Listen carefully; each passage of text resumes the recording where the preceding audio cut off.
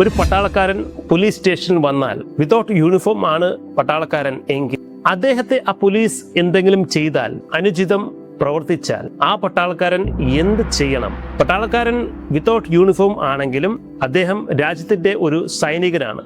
ആ നിലയ്ക്ക് ആ പോലീസിനോട് തിരിച്ച് മറിച്ച് ഒന്നും അനുചിതം പ്രവർത്തിക്കരുത്. അതായത് നിയമപരം അല്ലാത്ത ഒന്നും തന്നെ ആ പട്ടാളക്കാരൻ യൂണിഫോമിൽ ആണെങ്കിലും അല്ലെങ്കിലും ആ പോലീസിനോട് തിരിച്ച് ഒന്നും പ്രവർത്തിക്കരുത്. അങ്ങനെ പട്ടാളക്കാരൻ എന്തെങ്കിലും അനുചിതം പ്രവർത്തിച്ചാൽ ഔദ്യോഗിക കൃത്യനിർവഹണം തടസ്സപ്പെടുത്തി എന്ന് കാണിച്ച് ജാമ്യമില്ല വകുപ്പ് പ്രകാരം അദ്ദേഹത്തിനെതിരെ കേസ് ചമയ്ക്കാൻ പറ്റും. ഈ പട്ടാളക്കാരൻ ചെയ്യേണ്ടത് തൊട്ടടുത്തുള്ള ഒരു സർക്കാർ ആശുപത്രിയിൽ പോവുക, അവിടെ ഡോക്ടറോട് പോലീസ് മർദ്ദിച്ച വിവരം പറയുക, ഒപ്പം കാഷ്വാലിറ്റി രജിസ്റ്ററിൽ ആക്സിഡന്റ് രജിസ്റ്റർ കം ഊൺ സർട്ടിഫിക്കറ്റ് ഇത് തരാൻ ആവശ്യപ്പെടുകയും ചെയ്യുക. മുഖത്തുണ്ടായ പാടുകൾ, പരിക്കുകൾ ഇതെല്ലാം അതിൽ രേഖപ്പെടുത്തിയിരിക്കണം. ഈ ഒരു മെഡിക്കൽ സർട്ടിഫിക്കറ്റ് വളരെ അത്യാവശ്യമായി വരും.